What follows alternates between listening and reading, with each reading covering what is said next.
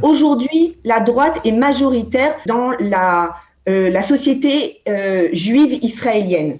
À la Knesset, il y a une possibilité, si on considère que les partis arabes sont légitimes et peuvent rentrer dans une coalition gouvernementale, il est très possible que la droite perde le pouvoir pendant de très très nombreuses années.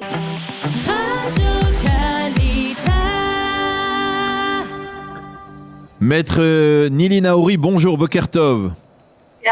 Merci d'être avec nous ce matin et nous vous avons sollicité après avoir lu un post de votre part. Je rappelle que vous êtes la cofondatrice de Israël Forever et c'est à ce titre aussi que vous avez publié ce post dans lequel vous exprimez votre opposition très farouche à toute participation, quelle qu'elle soit, du parti Raham dans une future coalition qui pourrait être dirigée par Binyamin Netanyahou. Alors tout d'abord, la question est simple. Pourquoi finalement ne pas cautionner un leader du parti islamiste qui, ces derniers jours, a fait des déclarations qui semblent tout de même assez révolutionnaires dans le secteur arabe israélien? Elles sont loin d'être révolutionnaires. Les gens ont fait attention à ce qu'il a dit, mais pas à ce qu'il n'a pas dit. Je voudrais rappeler que Mansour Abbas est le vice-président de la section sud du mouvement islamique, la section nord et hors la loi. C'est le parti, le mouvement ce mouvement est en fait prend son origine dans le mouvement des frères musulmans, qui est la maison mère du Hamas. C'est un parti qui soutient les terroristes, qui soutient les familles des terroristes, et il n'est certainement pas légitime de pouvoir se reposer sur ce parti. Alors, il faut aussi savoir que, comme Arafat, Mansour Abbas est capable de parler en hébreu d'un certain langage, avec soi-disant un langage de paix. Bien qu'Arafat ne parlait pas hébreu. Il y a 5 jours, il a fait une déclaration devant le parti islamique en parlant de la Nakba, c'est-à-dire qu'il considère que la création de l'État d'Israël est une catastrophe pour la nation musulmane, qu'il a dit qu'il a été fier de servir, qu'il est fier de servir la nation musulmane.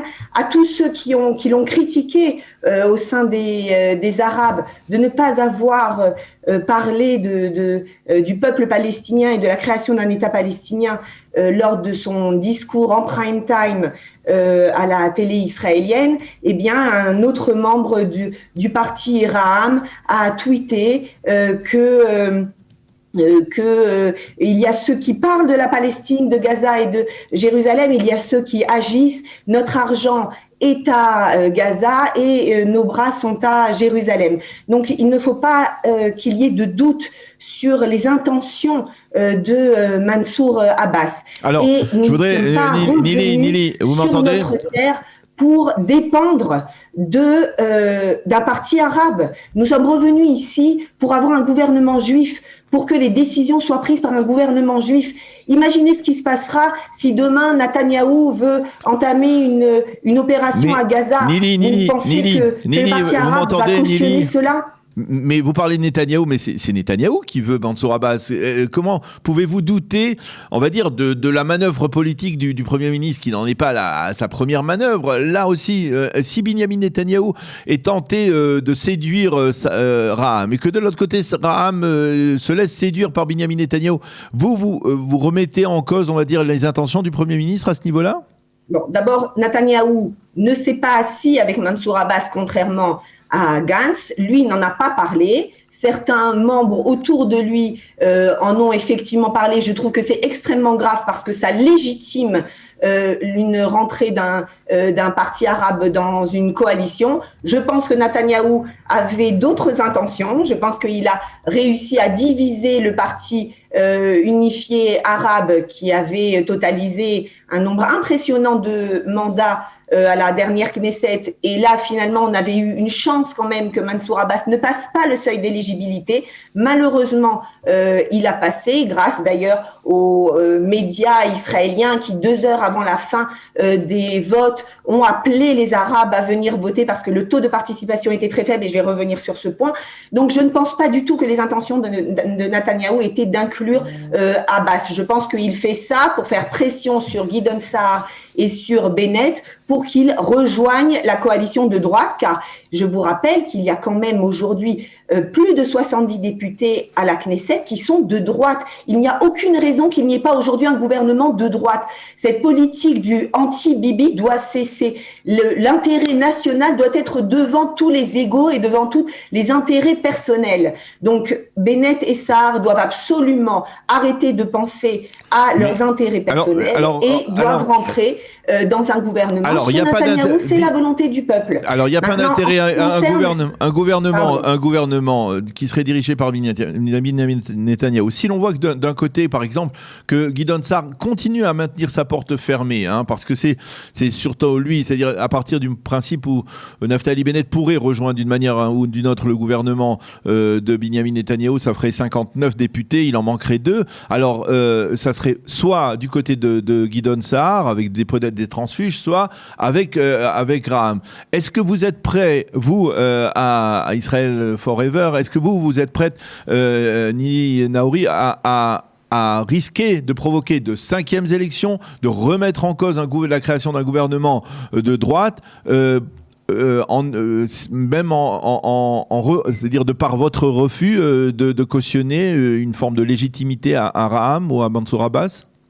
Mais je vais vous dire, ce qui est plus important, c'est de ne pas gagner une bataille, c'est de gagner la guerre. Aujourd'hui, la droite est majoritaire dans le peuple, dans la société juive israélienne. À la Knesset, il y a une possibilité, si on considère que les partis arabes sont légitimes et peuvent rentrer dans une coalition gouvernementale, il est très possible que la droite perde le pouvoir pendant de très très nombreuses années. Et ça, je ne le veux absolument pas. Ça, c'est un argument, de poids, je termine l'idée. Aujourd'hui, les partis arabes savent pertinemment qu'ils ne sont pas pertinents dans une coalition gouvernementale. Et donc, il y a énormément d'Arabes qui ne votent pas parce qu'ils savent qu'ils n'ont pas de poids. Si aujourd'hui, on pense pouvoir prendre un parti arabe dans une coalition gouvernementale et dépendre de lui, mais les Arabes vont voter en masse. Ça n'est pas 10 députés que l'on a aujourd'hui à la Knesset ou 16 comme on en a déjà eu, mais on pourrait en avoir 20 ou 25. Et là, donc demain, il n'y a plus de majorité de droite possible à la Knesset, alors que le peuple est de droite. Ça serait une véritable catastrophe pour notre État. Donc, je préfère effectivement soit laisser Lapid, Gantz, Bennett, enfin tout ce ramassis de partis qui n'ont aucun rapport entre eux et les partis arabes, la liste arabe unifiée ou RAM, faire une coalition qui ne veut rien dire, qui ne tiendra pas quelques mois, et aller à des 5e élections où là, véritablement, il faudra que la droite gagne. Il y a 300 000 personnes de droite qui ne sortent pas voter, et c'est à cause d'eux que nous n'arrivons pas à avoir une majorité claire et nette à la Knesset depuis maintenant 4 élections. Eh bien, je vous pose la question tout simplement, pourquoi ils ne votent pas? Pourquoi ces 300 000 personnes qui avaient voté lors des 2e, 3e élections n'ont pas voté cette fois-ci? Des gens qui étaient des soutiens de Benjamin Netanyahou. Comment vous expliquez ça? Parce qu'ils sont fatigués. Est-ce que le peuple juif a le droit d'être fatigué? Est-ce que pendant 2000 ans d'exil, nos ancêtres ont eu le droit d'être fatigués? Ils devaient se battre tous les jours pour leur survie. Aujourd'hui, on demande à un citoyen israélien de prendre exactement 5 minutes de son temps pour aller mettre un bulletin de vote dans une urne. C'est fatigant, ça. C'est difficile. Je trouve ça scandaleux, les gens qui ne vont pas voter. Véritablement scandaleux. Même si ça fait plusieurs fois que l'on va voter et que l'on n'obtient pas de résultats tangibles. Il n'y a pas de résultat tangible, encore une fois, parce que d'abord, à chaque élection, il y a de nouveau une autre personnalité qui se met contre Bibi. Alors, sincèrement, cette guerre d'individus et on se croirait dans une cour d'école. Je trouve que c'est scandaleux de mettre ses intérêts personnels au devant de la scène et mettre tout un pays en attente d'avoir un gouvernement stable. Donc, il y a cela, il y a le fait donc on a Lieberman aux premières élections où on avait une véritable coalition de droite, mais Lieberman a décidé qu'il était contre Netanyahou, donc il s'est mis avec la gauche. Aujourd'hui, c'est chose acquise, alors que ses électeurs sont de droite. On a maintenant Bennett qui s'est mis aussi dans la course et Saar.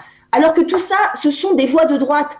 Si aujourd'hui ces partis revenaient dans le camp national, nous aurions plus de 70 députés. Oui, mais je vous rappelle, alors, si avec des si on pourrait mettre Paris en bouteille, mais par exemple, je vous rappelle que si Binyamin Netanyahou avait confié tout simplement un poste ministériel honorable à Gideon Sa'ar, eh bien, celui-ci ne serait probablement pas parti pour former un autre gouvernement. C'est-à-dire qu'il y a une dynamique qui s'est créée ces dernières années qui a fait que, d'abord, Lieberman est aujourd'hui hostile comme jamais à Netanyahou. Il y a aujourd'hui Sa'ar, il y a Bennett dont on ne sait pas exactement ce qu'il va faire. C'est-à-dire il y a une dynamique comme celle-là et je voudrais vous poser une question puisqu'on parle du Likoud. Est-ce que vous pensez qu'au Likoud, il risque d'y avoir aujourd'hui, face à cette situation d'impasse, des députés, des responsables qui se rebellent contre Binyamin Netanyahou ? Je vais vous dire, je pense effectivement, et c'est certainement la réalité, qu'il y a que Netanyahou n'a pas envie d'avoir de concurrents. Ça, c'est un trait de son caractère qui est évident, que l'on voit depuis de nombreuses années et qui est effectivement problématique. D'ailleurs, il a dit lui-même que durant ce mandat, il allait former un successeur. Donc, c'est vrai qu'au niveau individuel, c'est très possible qu'il y ait des animosités. Bon, c'est le jeu aussi de la politique. Hein. On voit qu'à gauche, c'est pas mieux. Oui. Mais ça n'est pas une raison. Voilà. Et le pire de tout ça, c'est que aujourd'hui, s'il y a tant d'animosité envers Netanyahou, c'est qu'il est quand même une des rares personnes qui est capable d'avoir, avec un claquement de doigts, 30 mandats pour son parti. On en a eu, je crois, jusqu'à 38, ce qui est un score qui est quand même impressionnant. Pas toutes les élections, le Likoud n'a remporté autant de mandats. Donc, c'est une personnalité qui rassemble énormément, qui a à son actif... Et il lui manque les mandats véritables.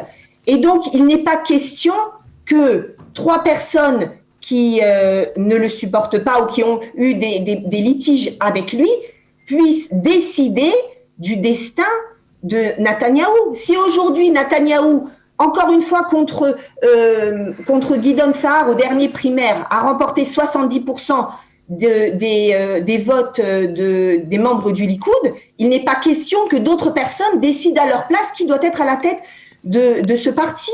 Le parti Likoud est un des rares partis qui fait des primaires, c'est un véritable parti démocratique. Si les membres du Likoud ont décidé que Netanyahou doit être à la tête de ce parti, si la majeure partie, si plus d'1 million de personnes ont voté directement pour Netanyahou pendant ces élections et plus de 2 millions pour lui indirectement pour d'autres partis qui le soutiennent, il n'y a aucune raison que 3 individus décident que lui ne doit pas être à la tête. Eh bien, Nili Naouri, Kupfer, merci beaucoup de nous avoir exprimé votre avis très tranchant donc sur cette situation un peu d'impasse, d'imbroglio politique avec la possibilité, l'option d'une coalition qui pourrait être soutenue même de l'extérieur. Et là aussi, vous êtes opposé à cela aussi même de l'extérieur par le parti Ra'am, le parti islamiste. Merci beaucoup d'avoir été avec nous. Je suppose qu'on aura l'occasion de se reparler encore, peut-être même avant la formation de ce gouvernement, si tant est bien qu'il soit formé. Merci beaucoup, Nili. Bonne journée, Shavua Tov.